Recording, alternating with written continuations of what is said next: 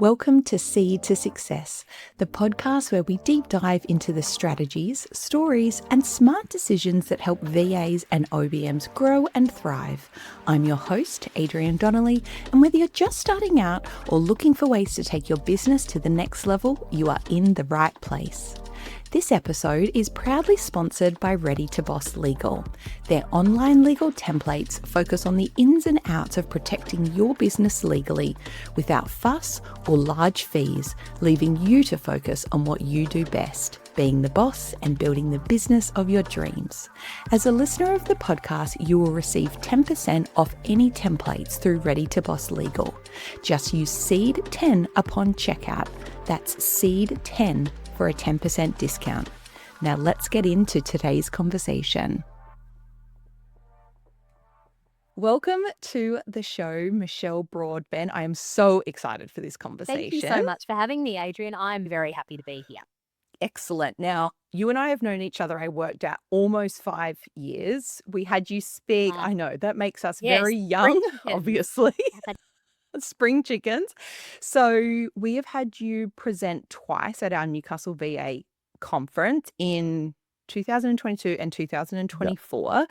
I've also attended your Accountability Circle conference, and you were also a pivotal part of helping me navigate through the purchase of Seed a few years ago. So I obviously know you very well and very much admire and respect you. But for people who don't know you as well as I am lucky enough to, could you tell us a bit about what you do? That's very high praise, and right back at you with the respect and admiration. Like, I just absolutely love everything that you are doing, Adrienne. But in terms of what I do is I work with female founders and I empower them to get out of survival mode and build thriving, sustainable businesses that support the life that they want to live. So whatever success looks like to them, and it looks very different to everybody, that is, I help them get there with like practical support, strategic guidance, accountability, and connection.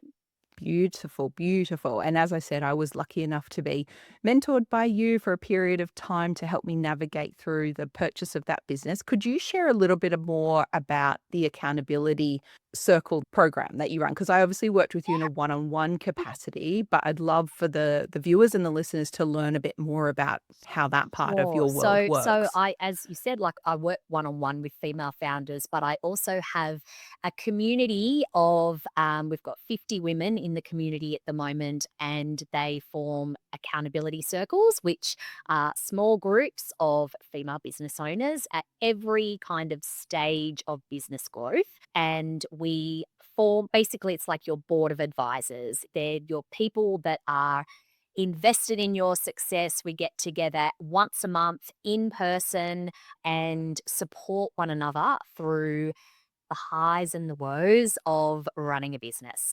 And they run all around just on the East Coast at the moment. So yeah, New South Wales and Queensland currently. Amazing, amazing. And we'll obviously include information about all the beautiful work that you do in the show notes. But today specifically, I want to chat with you about the same topic that you presented in 2024, which is about managing the client life cycle. So I think, and I said this on the day when I introduced you, we put so much emphasis in our industry on onboarding clients, attracting clients and onboarding them. But what we then potentially forget to manage is the rest of that client life cycle. So to start us off, do you want to run the viewers and the listeners through the 4 stages of the life cycle? Okay, so stage 1, as you said, it's that attraction, attract and discover. So essentially that's like your marketing and your sales, right? Then you move through into that engage and deliver. So that's that onboarding piece that you spoke of. And yes, your VA community traditionally do this impeccably. Then moving through to manage and develop. So this is like where the real work actually happens. And then that final stage is the renew and or release. So that's when the end of the contract comes. It's like, what do we do next? And that is just like ripe for opportunity. And I feel, again, a lot of people skip over this part. So this is an area that I am like super passionate about. Yes. So let's jump into each of the 4 stages and chat Oh, about them more. mm, Let's start with attract and yeah. discover. What are some things that you think are crucial for people to understand about that stage or do Yeah. well in that So stage? I think, like all of us, when we started our businesses, we were happy to work with anybody. It's like, anyone who wants me, I'll work with you. What do you want me to do? I'll do it. It's like, those sort of those Yes. first few clients that we get, it's such a buzz. And I don't want to dampen anyone's spirits because it is such a wonderful, exciting time when you start your business. But what happens as you evolve as a business owner and as your business starts to grow, you become a little bit more discerning, and you should become a little more discerning Mhm. because let's face it, like we have Yes. decided to build these businesses to support our lives so that we get to do the work that fulfills us and all of that kind of thing. But what can actually happen in this attraction stage is that we could be repelling our ideal clients instead of attracting them. So if we become all things to all people, it's really hard for people to go, oh, that's Adrienne. She does XYZ. So what you want to be doing in this attraction phase is being, first of all, super clear on who your ideal client is. When you Mhm. are attracting someone, they're the people that you want to be attracting. And you mentioned there about, and we talked a little bit about this before we hit Mm, record, about we are business owners. And something that we talk a lot about in the community is mm, mm. language. And I harp on about this all the time and why it's so important. But the reason I say that, the reason I say that, especially for discovery calls, and I know that's in the second stage, but I think it plays into the attraction and discover as well, is about using language that positions you as a VA or OBM as a business owner in your own right. Now, I understand as someone who worked in corporate for a very long time before starting my own business 10 years ago, it's hard to shake off that employee mindset. You don't even know that you have it because it's all you've Mhm. ever known. Do you want to talk a little bit about now? Obviously, I preface all of this with saying because you work with female founders, a lot of them have VAs and OBM, so you have such a incredible perspective and you are a huge advocate for our industry. Where do you see that kind of language and positioning ourselves as business owners, talking to other business owners as crucial in this first stage around attraction Yeah, and yeah. I think discovery? it's so important coming back to that language that I used about attracting and repelling, but that positioning of yourself as an expert, as a really valued resource to business owners. What you need to understand is that you have skills and gifts that other people don't have. You provide immense value to your clients. But if you are setting yourself up in quite a passive kind of, this sounds really awful, but that the only word is it's like subservient. Do you know what I mean? It's like a master Yes. servant kind of relationship as opposed Mhm. to a trusted partner. You're getting off on the back foot immediately. Now, I want to preface this by saying this is not, I'm not addressing people who are like right in the brand new stages of business, okay? Because this comes with confidence. This comes with runs Yes. on the board. And where that happens for you as a business owner is very unique and individual. For some people, it's like they work with their first couple of clients and they're crystal clear on their value and on their ideal client. But I can speak personally as someone who came from a corporate world. I worked in television, entertainment for 12 years before I started my business. I was so institutionalized. I had no idea what my value was outside of my role. I needed to be doing the work in order to discover it. The key word here, attract and discover. You're discovering about yourself as much as you Mm. are discovering, like in those early days, it's actually discovery for you. What lights you up? What fills you with joy? What work do you like doing? What types of clients do you like supporting? And then obviously, as you move into that more like, set up business in that growing business, then it's More more, yeah, then established, it's, sorry, yeah. thank you for the word. I'm just like, what is that word?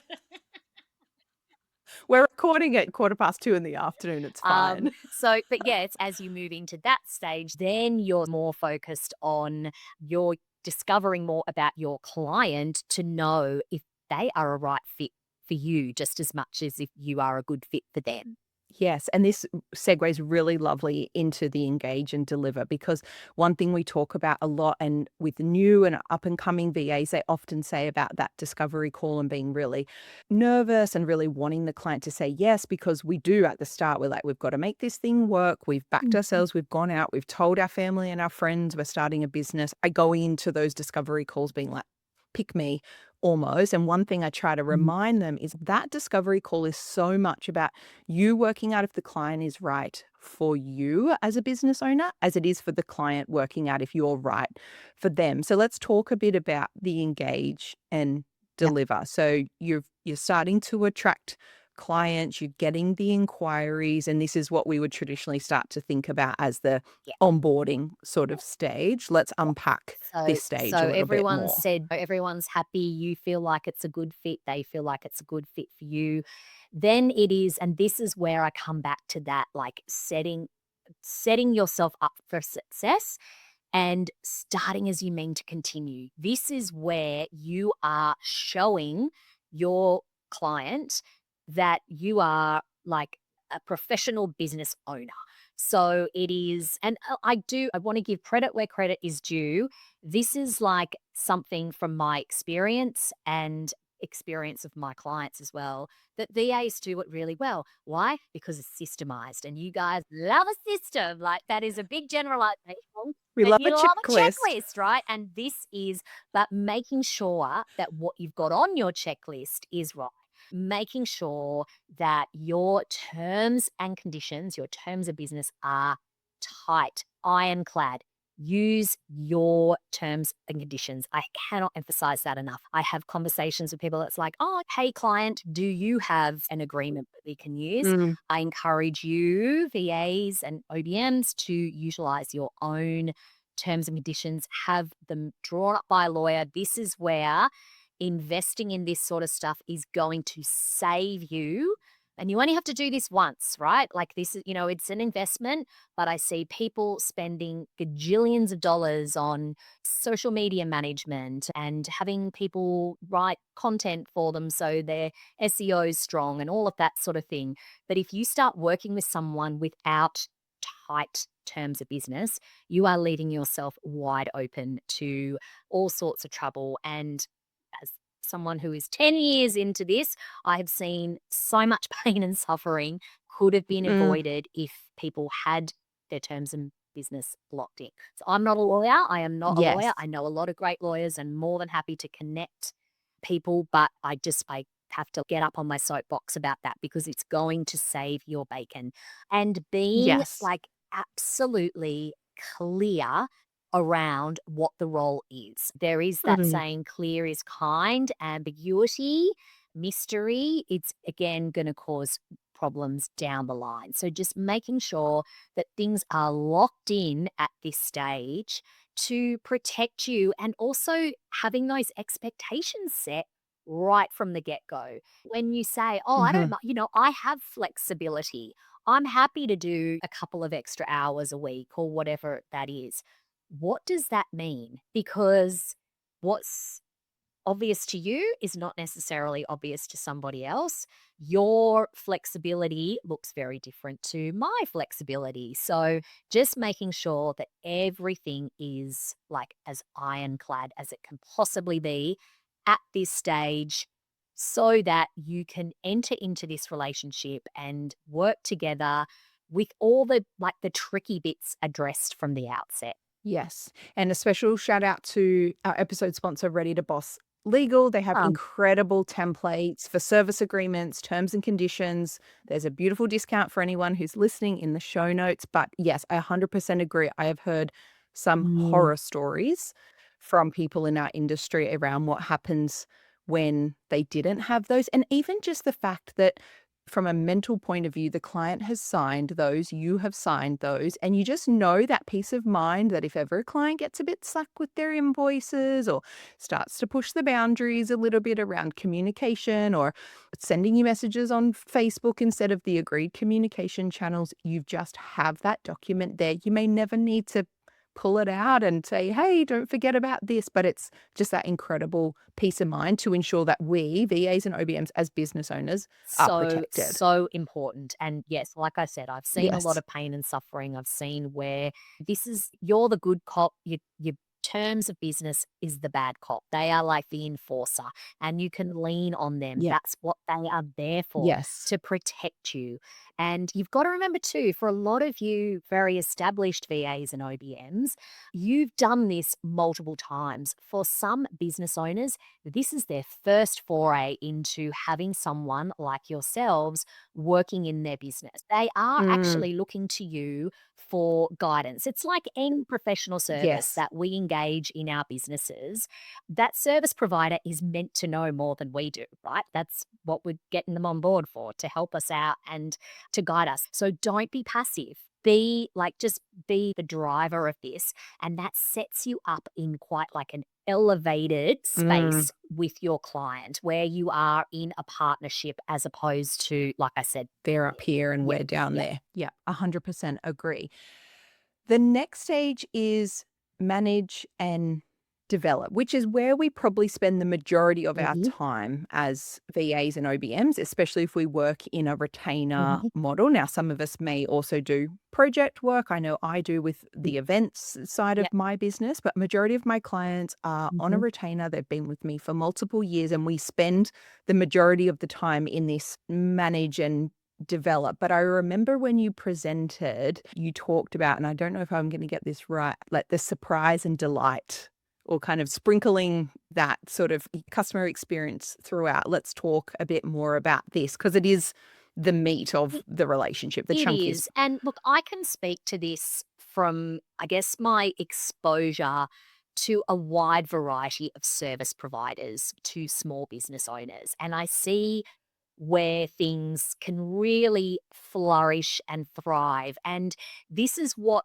sets you apart from being like that with that employee mentality versus the trusted advisor, the trusted partner, that solution provider to your client. Because it is, when we use words like retainer, it's almost like rinse and repeat. Or, oh, and I just Yeah. do these 5 tasks for them each month. And I'm not there's we all need bits of work like that, right? Let's be honest. We don't want to be stretched to our limits with every single client every single day of the week. But if you're just phoning it in, you Mm, you are missing an opportunity. Coming back to what I said earlier, for a lot of business owners, they haven't done this before or they have done it and maybe it hasn't worked out. So it's like looking for ways to add value, looking for ways to be that solution provider. Now, I'm not saying that you have to be the solution personally, but like if it's see a problem, solve a problem. And that's what you are, this second set of eyes on someone's business. mm, So, whilst they may think that you doing your 5 hours a week or your 20 hours a month or whatever it is, and these sort of task A, B, C, D, if you can see ways to offer value, I just think that you would be completely mad to just sit back and not say anything. Because, and I'm sure that this is a conversation that comes up all the time, and I don't want to go too far down the AI rabbit hole here, but there are a lot of things that have traditionally been done by VAs that can now be done very easily and simply with using AI and other technology. You want to be better than that, and you are better than that, okay? So it's like looking for ways to elevate your offering, to add more value, and to just to out contribute what AI can do. And you will set yourself up for success and just a deeper relationship. It is easier to continue to sell to the clients that you're already working with and deliver more, contribute more to them than to be getting new clients every month. Yeah, I like that you mentioned that deeper relationship because you're right. I think sometimes when people say to me or when they're talking in our inner circle space about clients and they're looking for Mm. more work, the first thing I normally say is go to your current clients and say, I've got next year, my son's going to school. That means I'm going to have 5 more hours of availability on a Thursday. Now I'm offering that to my existing clients before I go. And the amount of times clients Yeah. snap that time up because they already know and trust you. You are already a deep part of their business. And from a VA or OBM headspace, it is easier to actually manage fewer, Yeah. deeper clients than 20 clients Mm. that you do 2 Yeah. hours a week for. And I think the more you're in the business, the more ingrained you are, then the higher chance that you are going to see some of those things sometimes before the Yeah. client sees it to say, "Hey, I've noticed this. We do this every month. I've actually found a technology or something that could help us improve that without making yourself Yeah. redundant or losing a client." But the deeper you are, the more I guess more visibility you have on a client's business and the higher chance you can add more value and become like a true partner for them, that real wing woman Yeah. in their business. Yeah, it's tricky, the AI thing, because there is a lot of that kind of scare tactics out there, but I actually see it as a big opportunity to go, "Okay, let's build your business to your client a bit smarter, but then let me take some of the more customer facing type Mm. support from you, or look at other ways that you can not sell yourself out of hours, but also show that you're looking at smarter ways for your client to run their Absolutely. And business." that's, what's that saying that's bandied around? You're not going to lose your job to AI. You're going to lose your job to someone who is using AI. It's that kind of like you're the strategic head. You're that person that can, like I said, the problem solver, the solution finder, the person that you are working for, your client is working in their zone of genius and you are in yours and you have this extra vision across their business and that they may not see things that are right under their nose. And that's where you can add immense value. I think something else, especially for those that work on a ongoing or a retainer based arrangement with their clients, and it's something that came up in the inner circle just recently, was about regular reviews and check-ins with clients. To our point before, I think we often do the onboarding really well, but I've worked with clients for 3, 4, 5 years. What I did when I first started is totally different to the support that I Yeah. offer them now, but it's because of those regular Mhm. check-ins. What's working? What are the client's goals? What are they working toward? And how can we do that, especially in that retainer model? It's like sitting down with your clients every 6 months, 12 months, every quarter, whatever feels appropriate, but just running through a really basic template, what's working well, what's coming up that's going to impact either of us. Are they having time off? Am I? Just those sorts of things. But I think in that manage and develop stage, those things are really important, not to just let it go.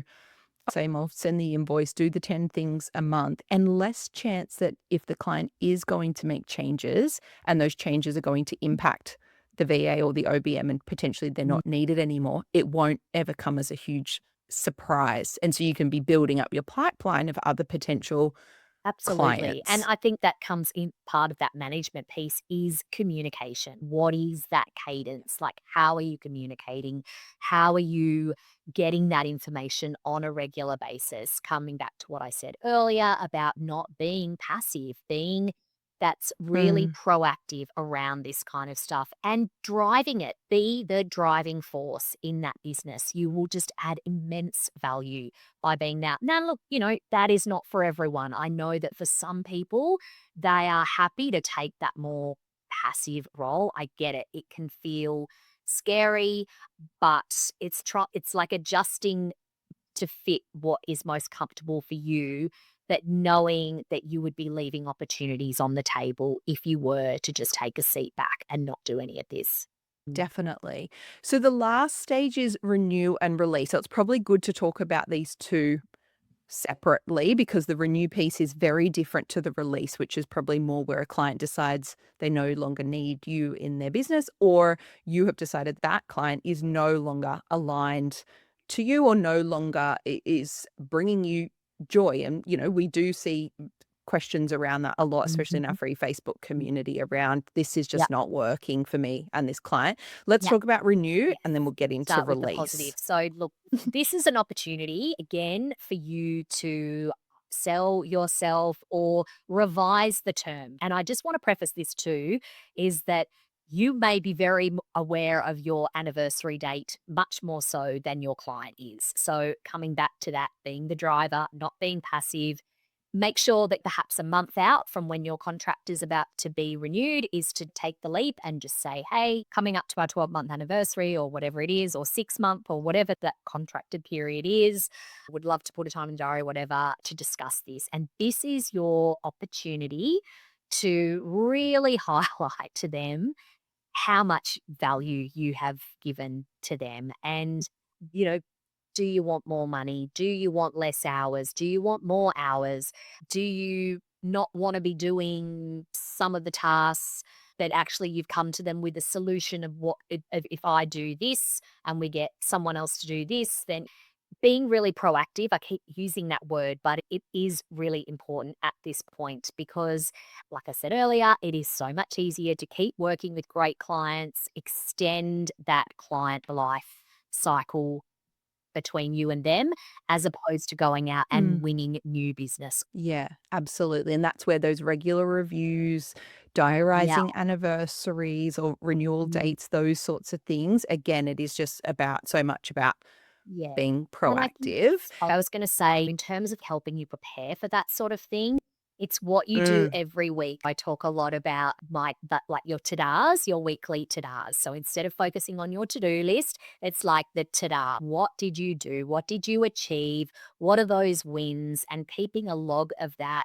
on a weekly basis, just having a practice. And this can just be for you, but it's handy to keep track because we forget, right? You don't often remember what it was that you were doing 12 months ago. God, I know that I don't. Like, it's like, and then you look back and go, oh, wow, gosh, last February I did this and this. Yeah, I encourage you to have a practice where you are keeping track of your wins, no matter how small and insignificant they may feel, that all those little wins add up to something. And it's really good to come to a meeting like that with your wins.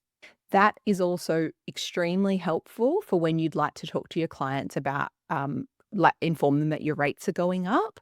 Because I know in the past when I've put my rates up, part of the communication strategy was around highlighting what we have achieved together. And that's how I worded it. Since we've Mm. been working together, we've been able to do X, Y, and Z. We rebranded, we reviewed your subscriptions and managed to save you $150, all of that sort of thing. And so then your client goes, Ah, oh, yeah. Why wouldn't I pay you most more? You're valuable. worth more. Yeah, Totally. yeah. We'll Wow. get there. We'll get But I think that's really important. I love the ta-das. I still have some of the Mm, notepads, the ta-da list on my desk. But I think it can also come in handy when, your client is potentially when you're sitting down and having those reviews with your clients, just to remember what it is that you've yeah, achieved. definitely. Let's talk about the release. And this is probably a two-parter, right? When the client makes the call or when you're making the call, but either way, there's an Yeah. offboarding that's Yeah, going to occur. absolutely. And look, I really hope that if this does happen, well, I would always hope that it is your choice. Like, it's never nice being broken up with by a client. But in the position that you are in, I would also hope that you would have visibility around what's going on in Mm, the business. And I don't advocate for anyone staying in a situation where you're not being paid on time, you're being taken advantage of, mhm. boundaries are broken. There's so many reasons why Yeah, yeah, aggressive oh my gosh, communication. not respecting your time, all of those things. That's why it's so important from the get-go to have those terms of business like and clad. Mm, But sometimes things can just it could be a chemistry thing. We work so closely with our clients that if it's just not a good fit, it's not a good fit. And you yeah. also need to know that there is always more business. There are always more clients. You do not need to there's no reason strong enough to stay in a toxic situation. So, Yes, you're 100%. not an employee. You do not I mean, even employees don't have to put up with so Mm. many things now that probably they used to. Yeah. But as a service provider, you are entitled to cut ties and remove yourself from that. Yeah, we have agency over those of Absolutely. who we work Yes, with. And that's one yes. of the Yeah, benefits of running our yeah, own business. We get to choose. And I know there could be people listening to say, well, thinking I need to stay with this client because financially I can't afford not to. And it's okay, let's work on a strategy to find a new client, a more aligned yeah, client to replace the yeah. commercial And side of this client that's no yeah, longer and look, I aligned. am, you've probably gathered, an incredibly practical person, right? But there is also a little bit of woo-woo in about me. Not a lot, just a thread, right? But something that I absolutely know for sure is that energetically, if your Hmm. client roster is filled with idiots and people that take advantage of you and toxic and all and just totally out of alignment, those right clients are not going to, they're just not going to cut, like there's, it's like an energetic force field around you. They're not going to come to you. Yeah. Whereas if you release them, it's like you're sending a message out to the world. I am ready for aligned clients to come to me. I have space for aligned clients to come to me. And every single time, Every time. every time, it's wild, Yeah. but every time the Yeah. right client will come to you if you get rid of the wrong ones. I And it agree. is, it's that trust the universe, but you have to, like, because no one's got an actual crystal ball that works that can tell you exactly what's going to happen. But we know exactly what's going to happen if you do keep working with those sorts of people. Is it's just going to, you are going to like just end up being so compromised, your health, your stress levels, all of that sort of stuff. It's not worth it. Nothing is worth it. Like, No. Christ, get a job as an Amazon driver for 5 minutes while there's so many. And that's what I would often say to people, like, there's easier ways to make money than putting up Yeah, with that. Yeah. definitely. Yeah, and you and I are similar in that way where we're both extremely practical, we're very Yeah. independent women, we have responsibilities that require money to be paid for. I'm the same as you, tiny little bit of woo, like when it suits me, when the horoscope Yeah, when lines they up. say good things in the horoscope, like, I'm here for the year of I'm the like, I am a horse. I'm Cancerian. absolutely here for the year of the Yeah, horse. totally. But I myself and have seen, I could count 10 stories right now where someone in our industry has spoken to me. I've seen this myself where I'm like, this client, I would just like, it's not Mm. working. It's clunky. There's friction. And most of the time within days Mm. of finishing with that client, and I've seen this so many times. We had it in the inner circle recently. Someone's, I broke up with that client and you won't believe it. The dream client has just booked a discovery call. I'm like, I don't know what it is. It's almost like you've got like, I always, the visual that comes to me is the horse with the Yeah, blinkers. it's And then all of a sudden, I think maybe these people were yeah, already around and we just couldn't see them. And then we take them off and there they are. They just yeah, cross our paths. Yeah, I'm not a big one for the mm, woo, but I yeah, 100% believe it's that to true. be It true. absolutely is. So you need to free yourself up and do it gracefully. Yes. If they've been behaving badly or whatever, it doesn't mean that you don't have to. Again, follow your process. You have an onboarding process, you should have an offboarding process, and just leaving gracefully, everything tied up with a bow. Don't leave any open loops. I don't need to tell you, lovely ladies, how to do your jobs, but it's like just making sure that you have that all ironclad so that you can disappear and never have to have anything to do with them again. Yes. And whilst there are thousands of people in our industry, it can also still feel small and you never know when you're going to cross paths with that person. I think graceful exit on either side, if the client's making the call or you're making the call, graceful exit It is so is. imperative. You and I know how small this world is. It is microscopic. It is so tiny. And you don't know who knows who. And especially if you are like working locally with a local, it might be someone that kids play sport with your children. Like, it's so just keep your side of the street clean.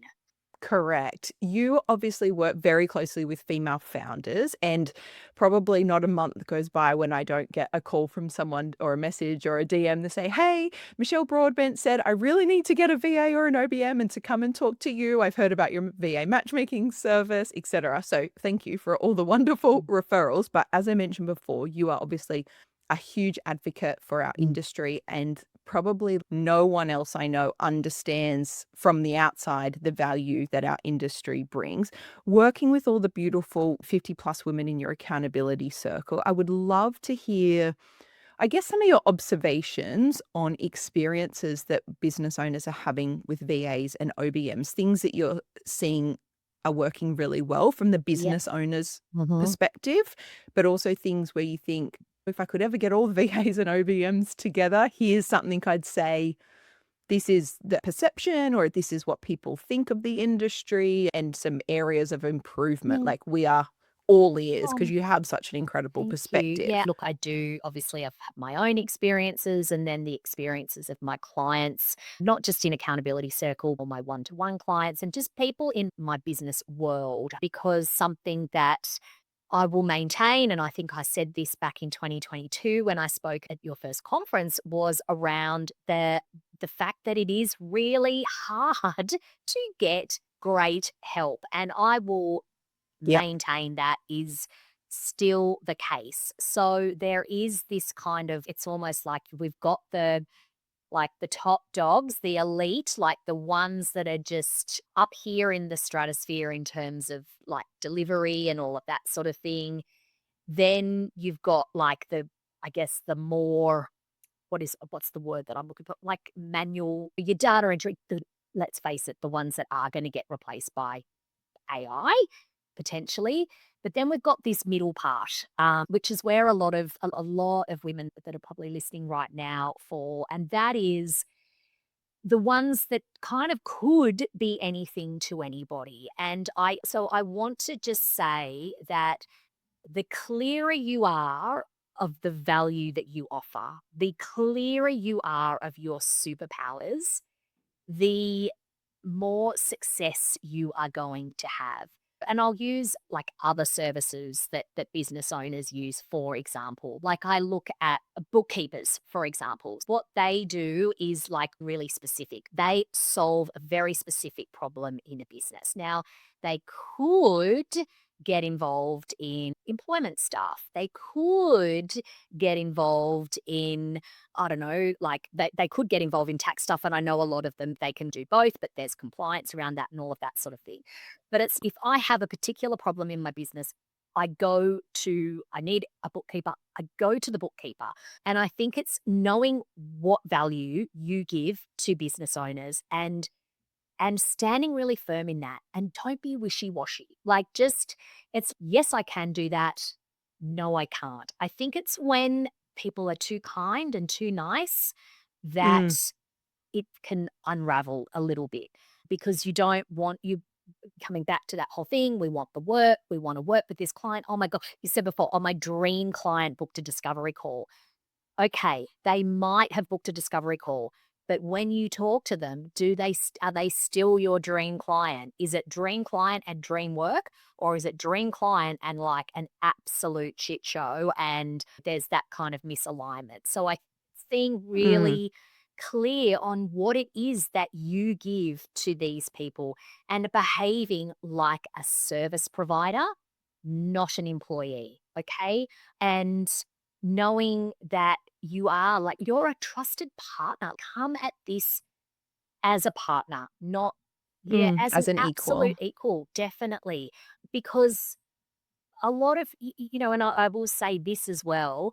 When I'm comparing like for like in terms of other service providers to small business owners, VAs, like what a lot of people are charging now is significant. Like it really is. And I'm not saying that it's not deserved, but I am seeing for in a lot of cases that it's not deserved. It's like, we're paying in some cases, people are being paid more than what the business owners are paying themselves, but they are not Mm, delivering that level of value and service. And so then it causes problem. And it's unfortunately, sometimes it's like one rotten apple can spoil the whole tree. So a business owner will get involved in a business relationship with someone, it doesn't work out, and they just, well, I may as well just do this myself, or I'll just get AI to do it, or I'll get a VA in the Philippines to Yeah. do it. Okay.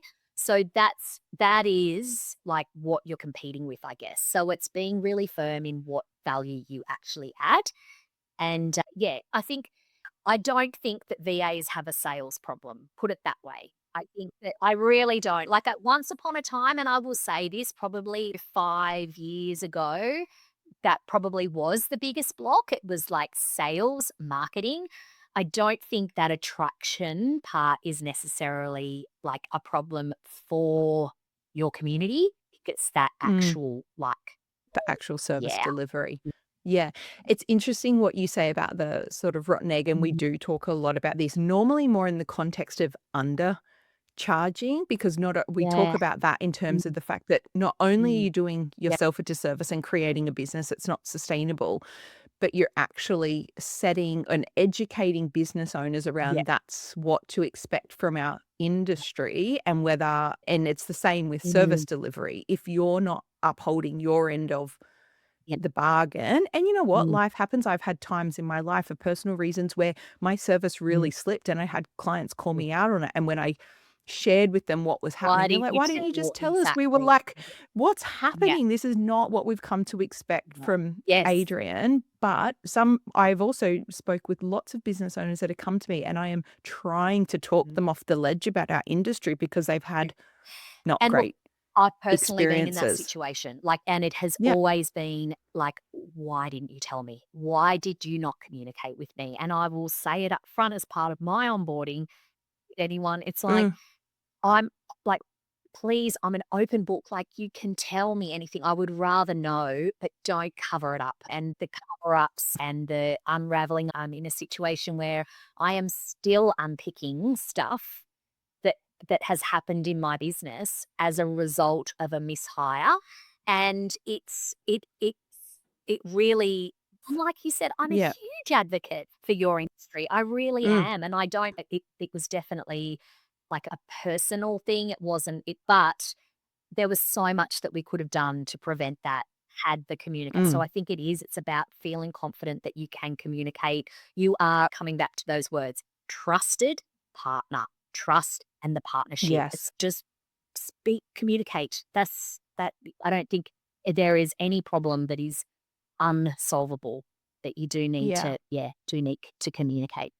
Mm, Yeah, 100%. And I think if you're starting that relationship and you're moving your clients through that life mm, cycle with communications, trust, boundaries underpinning yeah. every stage, when something does happen, a Oh, mistake's made, you've got a personal situation where you're like, I am just not yeah. in it. Let's not even get started on the perimenopause of it all that we're all to be. If you've had that really Ooh. clear communication, really open communication, then all of those things you'll be able to navigate as a Absolutely, partnership. and navigate together, right? So I think that's Yes. what it is, but also, and I will just say something here too, is that like it is a professional relationship. Something that I just valued enormously is that I had someone from your community working for me a few years ago, and she very cleverly was not like the sole solution. So during our time working together, she went on an overseas trip, but it was like, but don't worry, Michelle,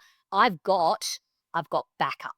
I've got backup. She had a layer underneath her as well to do, like I talk about those people that work up at this higher level. And then she had someone who could do that sort of grunt work. So I wasn't paying like her hourly rate to do, I think it was like, run sheets for events or whatever it was. But so she had a crew of people that could support my business. So her business supported my business. And I think that that is a very smart thing to do. So that would be my advice also to this community is to build up your network, have your own trusted Mm, partners, within your network, particularly if there's like a problem that you're, as talked earlier, see a problem, give a solution. You might not be the solution to someone who is incredible at like a CRM or bookkeeping or whatever it is. And then you can bring that person to your client and it's like a seamless kind of relationship. I think that's really handy. That's what you do so beautifully with your connections within your community, but really make the most of those connections. Yeah, absolutely. That's a beautiful note to end on. Michelle, if people are listening and they want to find out more, they want to follow your social media, they want to explore the accountability circle, where Best shall we place send to them? send them is to my website, which is Michelle Broadbent. That's BROADBENT.com.au. I'm also on Instagram, Mish Broadbent, and also on LinkedIn as well. But website's probably where you'll find everything. Oh, beautiful. Thank you. Appreciate you. Appreciate the work that you do to advocate for our industry. Appreciate your perspective and your raw, honest opinions on our industry. Thank you so much. I Thank you love so that. much for having me. Thank you for tuning in to another episode of Seed to Success. Make sure you are subscribing so you never miss an episode. If you know a VA or OBM who might benefit from this conversation, feel free to share it with them. And a big thank you to our episode sponsor, Ready to Boss Legal. Make sure you check out the episode description for a special discount on all their legal templates. Let's chat again soon.